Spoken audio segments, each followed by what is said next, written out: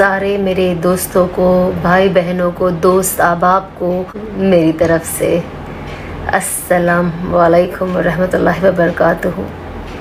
क्योंकि हमारा नया साल तो देखा जाए तो हिजरी के एतबार से होता है, तो वो मुहर्रम हो गया। हर आने वाला साल हमारी ज़िंदगी का बहुत बड़ा हिस्सा हमसे छीन कर लेकर चला जाता है और हम बेबस होकर बस उसे देखते ही रह जाते हैं। दुनिया की हर चीज़ पे हमने अपने पहरे बिठा के रखे हैं, लेकिन वक्त और ज़िंदगी और दिन रात जो बदलता रहता है, उससे वक्त कैसे निकल जाता है पता ही नहीं चलता है। देखो, हम कभी कभी सोचती हूँ कितनी ज़िंदगी का कितना लंबा अरसा मेरा ख़त्म हो गया एक तरीके से। तो बस ये अल्लाह का एक गैबी निज़ाम है कि हमारी ज़िंदगी से टाइम को और वक्त को घटाता चले जा रहा है। तो इस नए साल के हवाले से मैं आपसे कुछ चीज़ें शेयर करना चाहती हूँ। मेरे सबसे पहली चीज़ ये है कि नबी पाक सल्लल्लाहु अलैहि वसल्लम ने ये अर्ज़ किया है कि अपनी औलाद को 3 चीज़ें सिखाओ। एक कुरान सिखाओ, क्योंकि कुरान ज़िंदगी गुजारने का सही तरीका बताता है। या मेडिकल साइंस करो, इंजीनियरिंग करो, डॉक्टर बनो, या आप कुछ भी बन जाओ, कायनात का कोई भी इल्म आपको इंसान बनना नहीं सिखा सकता। वो आपको एक पर्टिकुलर प्रोफेशन में कामयाबी दे सकता है, लेकिन एक अच्छा इंसान बनने के लिए कुरान पाक पढ़ना, उसे समझना बहुत ज़्यादा ज़रूरी है। क्योंकि वहीं से इंसान समझता है कि अब मुझे अपनी ज़िंदगी को कैसे यूटिलाइज करनी है और उस ज़िंदगी को कैसे यूज़ करना है। तो बस बहुत ज़्यादा ज़रूरी है कि हम कुरान पढ़े, क्योंकि उससे अल्लाह भी राज़ी होते हैं और हम भी सुकून से रहते हैं। तो बस जो पढ़े उसे अपने अंदर उतार ले, क्योंकि कुरान तो ये दावा करता है कि सिर्फ कुरान ही है जो तुम्हें सही ज़िंदगी गुजारने का तरीका बताता है। क्योंकि आजकल जो हम देखते हैं, हमारे घरों की हालत, आसपास की हालत, या न्यूज़ में आप पढ़ रहे हो हालत, बहुत टफ है। बिकॉज कहीं ना कहीं हमारा फोकस या एजुकेशन है या बिजनेस है, बट उसके अलावा और कोई चीज़ है ही नहीं। तो we don't know how to handle the situation, because हम इतने दुनिया में गुम हो जाते कि बहुत टफ हो जाता है हमें अपने आप को कोई चीज़ में सेट करना या एडजस्ट करना। तो ऑफ कोर्स कुरान हमें वो सिखाता है कि बड़ी छोटी खुश सिचुएशन में खुशगवार ज़िंदगी कैसे बिताना है हमें। तो बस अपनी औलादों को कुरान सिखाओ। और जो दूसरी चीज़ हुज़ूर पाक सल्लल्लाहु अलैहि वसल्लम ने फरमाया वो है मोहब्बत सिखाओ, मेरी मोहब्बत सिखाओ। क्योंकि जो नबी पाक से मोहब्बत करते हैं वो अपनी ज़िंदगी का सही मकसद समझ सकते हैं और अपना ईमान मुकम्मल करने के लिए आपको आप सल्लल्लाहु अलैहि वसल्लम से उतनी मोहब्बत होना बहुत ज़्यादा ज़रूरी है। क्योंकि बेशक अगर हम उनसे इतनी मोहब्बत नहीं करें तो हमारा ईमान कामिल हो नहीं सकता। अब मोहब्बत का क्या पैमाना है, क्या तरीका है, हमने एक अलग बनाया है जो हम देखते हैं कि हाँ मोहब्बत ऐसा होता है, मोहब्बत वैसा होता है। लेकिन मैं आपको एग्जाम्पल बताती हूँ। एक वो नबी पाक सल्लल्लाहु अलैहि वसल्लम ने फरमाया है, ना वो मैं आपको बता रही हूँ ना कोई और, ये हमारे नबी पाक ने फरमाया कि अल्लाह के रसूल से प्यार करने वाले होते कौन है और कैसे होते हैं। तो आप वज़ू फरमा रहे थे और सहाबा आपके वज़ू का पानी नीचे से जो पानी गिरता है वो लेकर कोई पी रहा है, कोई धो रहा अपने आप को, नहा रहा है, कोई फेस क्लीन कर रहा है। तो उन्होंने इनसे पूछा कि आप ये क्या कर रहे हो और क्यों कर रहे हो। तो उन्होंने फरमाया, सारे सहाबाओं ने कहा, या रसूल अल्लाह, आप और आपके रब की मोहब्बत में कर रहे हैं ये, सुभान अल्लाह।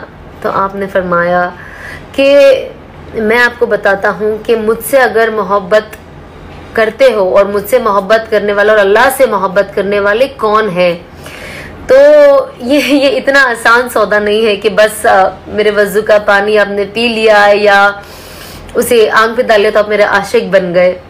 मैं बताता हूँ कि अल्लाह और उसके रसूल से मोहब्बत का पैमाना क्या है? ये वो पैमाना है कि अगर तुम उस पर खरे उतरो और एग्जैक्टली और सही तरीके से उसे फॉलो करो तो दोनों चीज़ों में कामयाबी हो जाएगी कि आप अल्लाह रसूल से प्यार करोगे और अल्लाह रसूल आपसे प्यार करेंगे। तो उन्होंने फरमाया कि जो मुझसे और मेरे रब से प्यार करता है उसकी पहली निशानी ये है कि वो हमेशा सच बोलता है, कभी झूठ नहीं बोलता। इस पैमाने पे अगर हम अपने आप को तोले तो शायद कुछ ही होंगे जो सच कहते, वरना हम सब पे झूठ की लानत छाई है। दूसरा, जो मुझसे और मेरे अल्लाह से प्यार करता है वो अमानतदार होगा, वो कभी किसी को धोखा नहीं देगा, वो अमानत में खयानत कभी नहीं करेगा, वो जहाँ पे भी काम करता है दयानतदारी से करता है और हमेशा हमेशा हमेशा ऑनेस्ट रहता है। और आज की तारीख में जब हम देखें तो जिस तरीके से की तिजारत होती है बाहर और लेन देन होता है, धोखा ही धोखा है, फ्रॉड ही फ्रॉड है। इसमें भी बहुत मुश्किल से कम लोग हैं जो लोग अल्लाह रसूल से मोहब्बत इतनी करते हैं कि इन चीज़ों से बचा कर रखते अपने आप को। और जो आखिरी चीज़ है, अल्लाह और रसूल से जो बहुत प्यार करता है वो पड़ोसियों के साथ हमेशा अच्छा सलूक करता है, चाहे वो ईमान वाला हो, चाहे वो गैर ईमान वाला हो, चाहे वो हमारे पहचान के लोग हो, रिलेटिव्स हो या कोई अननोन हो, चाहे वो हमें अच्छे लगते हो, बुरे लगते हो या शायद वो हमें बुरा समझते हो। लेकिन ये अल्लाह और अल्लाह के रसूल से जो प्यार करता है उसकी तीसरी निशानी है कि वो अपने पड़ोसियों से बहुत प्यार करते हैं। हमारा होता ना आजकल, अरे उन्होंने हमें सलाम नहीं किया तो मैं क्यों सलाम करूं, अरे वो तो कभी हमें पूछते नहीं है तो हम उनसे क्यों पूछे, अरे वो मुझे देखते नहीं तो मैं उन्हें क्यों देखूं।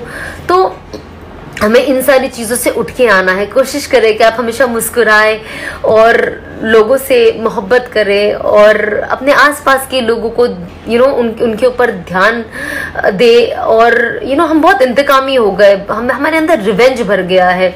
हम कोशिश करें कि हमारे अंदर से हम ये मैं पना निकाले और जस्ट बिकॉज कोई हमें सलाम करेगा तो हम करेंगे, किसी ने नहीं किया तो हम क्यों करें। ये अखलाक नहीं होना चाहिए हमारे, जो आज हमारे हैं। लेकिन ये हमारे नबी फरमा रहे कि ये उनसे मोहब्बत की तीसरी निशानी है कि हम सब कुछ भुलाकर उनसे अच्छा सलूक करें। तो इस हवाले से हम कोशिश करें कि जो नया साल शुरू हो रहा है हम कुरान सीखें, हम अल्लाह के नबी की मोहब्बत सीखें। और तीस जो फरमाई उन्होंने कहा कि अपनी औलाद को मेरी अहले बैत की मोहब्बत सिखाओ, क्योंकि इसके बगैर ना ईमान मुकम्मल है, ना ज़िंदगी मुकम्मल है और ना ही कोई रास्ता तय होगा। हमने तो कुरान पाक के साथ भी नाइंसाफ़ी की है और अहले बैत के साथ भी नाइंसाफ़ी की है। ये बहुत दुख होता है बिकॉज आप जितनी चीज़ें अब मैं पढ़ती हूँ, समझती हूँ, मुझे ऐसा लगता है कि हाँ, क्योंकि अगर हमें उनके घराने से प्यार नहीं है तो ये कैसा ईमान है और कैसी मोहब्बत है। तो बस अल्लाह उसके रसूल ने मोहब्बत की जो निशानी बताई है उसे कोशिश करें कि हम उस पर अमल कर सके।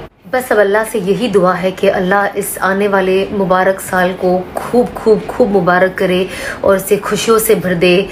ख़ास तौर पे मेरे मुल्क के लिए खुशियाँ ही खुशियाँ इसकी झोली में डाल दे और हम सब को बीमारी से आज़ाद करे और हम सब के दिलों में एक दूसरे के लिए मोहब्बत पैदा करे और एक दूसरे के लिए चाहत पैदा करे, हमारे मुल्क को तरक्कियों से नवाजे और हमारे आसपास रहने वाले लोगों के दिल में हम सब के लिए मोहब्बत डाले और हम सब की रोजी में बरकत दे और घरों में बरकत दे, आफियत वाली ज़िंदगी दे और खुशादा रोजी दे, खुशादा ज़िंदगी दे और बस हर बुरी चीज़ से अल्लाह हमें आज़ाद करे और अल्लाह हमारी तौबा को कबूल करे, हमारी माफ़ियों को कबूल करे और हमें एक बेहतर इंसान बनाए और खुद के लिए भी बेहतर बनाए और दूसरे के लिए भी बेहतर बनाए। बस हम कोशिश करें कि हम, जैसे मैं हमेशा कहती हूँ कि हम बस हम सबके लिए खैर हो, सबके लिए खैर हो।